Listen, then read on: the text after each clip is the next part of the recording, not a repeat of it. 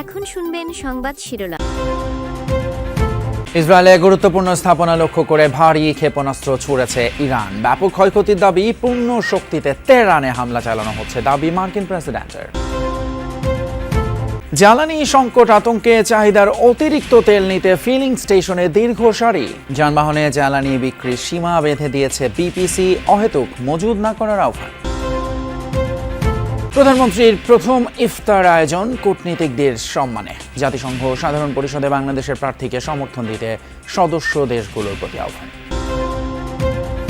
শুধু প্রতিবাদ নয়, অন্যায়ের বিরুদ্ধে গড়ে তোলা হবে প্রতিরোধ। মন্তব্য জামায়াত আমিরের। ২৪-এর চেতনা সমুন্নত রাখার প্রত্যয়।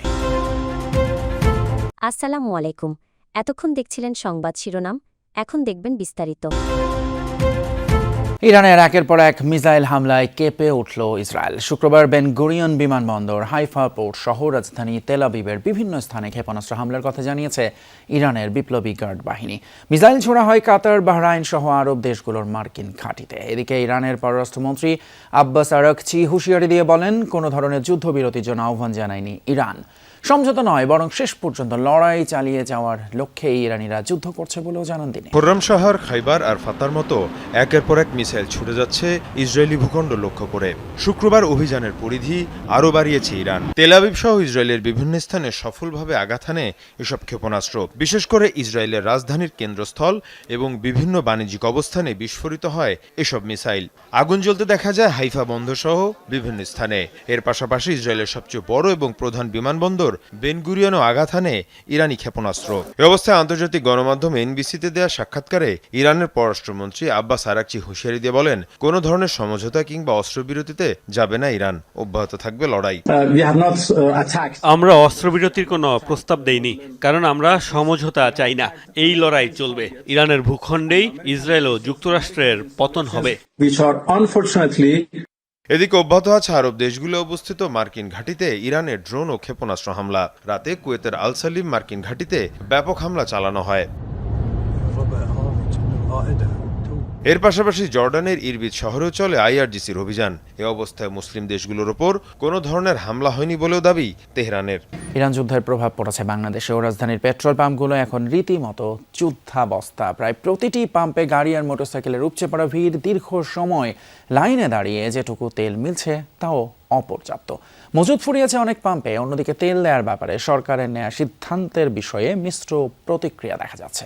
নিকুঞ্জের এই পাম্পে অনেক সময় ধরে চলে এই বাকবিতণ্ডা। পিকআপ চালকদের অভিযোগ, ডিজেল সরবরাহ বন্ধ রেখেছে পাম্প কর্তৃপক্ষ। এখানে মিলছে শুধুই অকটেন। কথা বলে জানা গেল বিকেলেই ফুরিয়ে গেছে ডিজেলের মজুদ।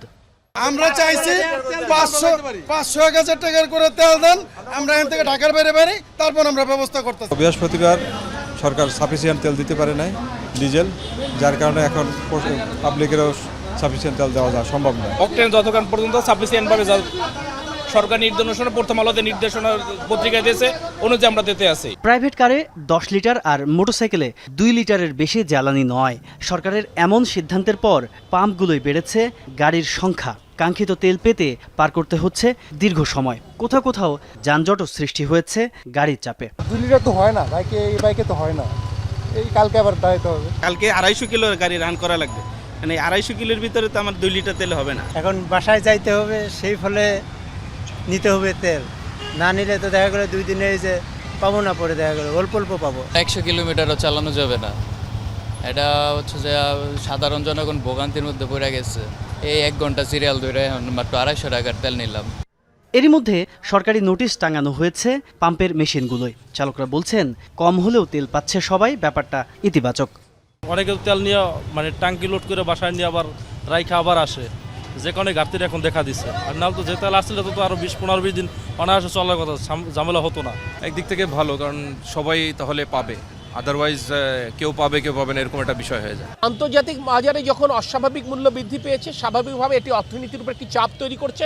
সমন্বয়ের প্রয়োজনীয়তা দেখা দিতে পারে। আমরা চেষ্টা করব যতক্ষণ পর্যন্ত তেলের মূল্য বৃদ্ধি না করা যায়, আমরা সেটুকুই চেষ্টা করব। একান্ত যখন পারবো না, সেটি অবশ্যই জনগণের সাথে আমরা সেটি শেয়ার করব। দুশ্চিন্তাগ্রস্ত হওয়ার কোনো কারণ নেই। আমরা যদি আমাদের স্বাভাবিক চাহিদা অনুযায়ী আমরা তেল নেই পেট্রোল পাম্প থেকে, আমি মনে করি সংকট আগামীতে হবে না ইনশাআল্লাহ। জাতিসংঘ সাধারণ পরিষদের 81তম অধিবেশনের সভাপতি পদে বাংলাদেশের প্রার্থী পররাষ্ট্রমন্ত্রী ডক্টর খলিলুর রহমানের প্রতি সমর্থন দিতে ঢাকায় নিযুক্ত কূটনৈতিকদের আহ্বান জানিয়েছেন প্রধানমন্ত্রী তারেক রহমান।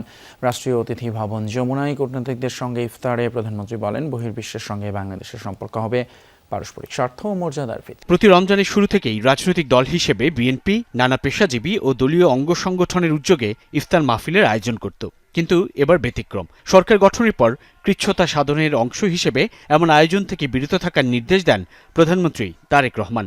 সরকার প্রধান হিসেবে নিজের বরাদ্দকৃত বাসভবন যমুনায় আনুষ্ঠানিকভাবে না উঠলেও প্রথম কোনো আয়োজন করলেন কূটনীতিকদের সম্মানে। ঢাকায় নিযুক্ত বিভিন্ন দেশের কূটনীতিকদের সাথে পরিবারের বাইরে রোজায় প্রথম কোনো ইফতারে যোগ দিলেন প্রধানমন্ত্রী, যেখানে যোগ দেন প্রায় সব দেশের রাষ্ট্রদূত। পরিবারের সদস্যদের নিয়ে কুশল বিনিময় শেষে ইফতার পূর্ব সংক্ষিপ্ত বক্তব্য রাখেন তারেক রহমান। জাতিসংঘ সাধারণ পরিষদের সভাপতি পদে বাংলাদেশের প্রার্থীকে বিজয়ী করতে সদস্য দেশগুলোর প্রতি আহ্বান জানান Tarique Rahman.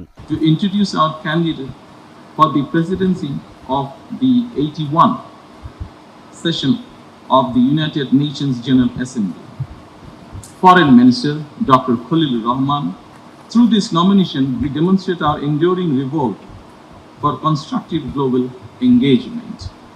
I look forward to your government's support to his candidature. জুলাইয়ের চেতনা সমুন্নত রাখতে 11 দলীয় ঐক্যে যে কোনো ত্যাগ স্বীকারে প্রস্তুত বলে মন্তব্য করেছেন জামায়াত ইসলামের আমির ডক্টর শফিকুর রহমান। সাবেক দুই উপদেষ্টার কর্মকাণ্ড প্রসঙ্গে তিনি বলেন, অপরাধ করে কারো নিস্তার নেই। এর আগে দলটির সেক্রেটারি জেনারেল মিয়া গোলাম পরওয়ার ইলেকশন ইঞ্জিনিয়ারিং এর অভিযোগ এনে বিদায়ী অন্তর্বর্তী সরকারের উপদেষ্টা রিজওয়ানা হাসান এবং পররাষ্ট্রমন্ত্রী খলিলুর রহমানকে গ্রেপ্তারের দাবি করে। বিশিষ্ট ব্যক্তিদের সম্মানে রাজধানীর বিজয়নগরের একটি হোটেলে ইফতার মাহফিলের আয়োজন করে খেলাফত মজলিস। বিভিন্ন রাজনৈতিক দলের নেতাকর্মী ও সমাজের গণ্যমান্য ব্যক্তিরা এতে অংশ নেন।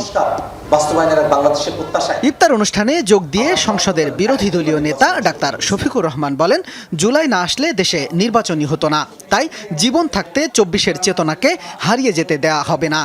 যে 24 মানুষের জীবনের মূল ঘুরিয়ে দেওয়ার জন্য এসেছিল, যে 24-এর অসংখ্য যোদ্ধা জীবন দিয়ে দুনিয়া থেকে বিদায় নিয়েছে, আমাদের ঘাড়ের উপর তাদের লাশ রেখে গেছে। আমরা সেই লাশের অবমাননা করব না, করতে দিব না। এর আগে দুপুরে বায়তুল মোকাররম উত্তর গেটে বিক্ষোভ কর্মসূচির আয়োজন করে জামাত ইসলামী। নির্বাচনে কারচুপির অভিযোগে অভিযুক্ত করা হয় বিদায়ী অন্তর্বর্তী সরকারের উপদেষ্টা রিজওয়ানা হাসান ও পররাষ্ট্রমন্ত্রী খলিলুর রহমানকে। তাদের গ্রেফতারের দাবি জানান দলের সেক্রেটারি জেনারেল অধ্যাপক মিয়া গোলাম পরওয়ার। এত বড় ইঞ্জিনিয়ারিং হলো আর আপনি বললেন যে আমরাই স্পেন স্ট্রিমে আসতে দেয়নি। আপনার কথাই তো সাক্ষী দেয় যে আপনি আমাদেরকে নির্বাচনে মেজরিটি হতে বাধা দিয়েছেন। করিডর কিছু নেই, নিয়মতান্ত্রিকভাবে আমরা এটার জুডিশিয়াল বিচার বিভাগীয় তদন্ত দাবি করছি। সাবেক দুই উপদেষ্টা সহ ইলেকশন ইঞ্জিনিয়ারিং এর অভিযোগের বিচার বিভাগীয় তদন্ত দাবি করেন বক্তারা।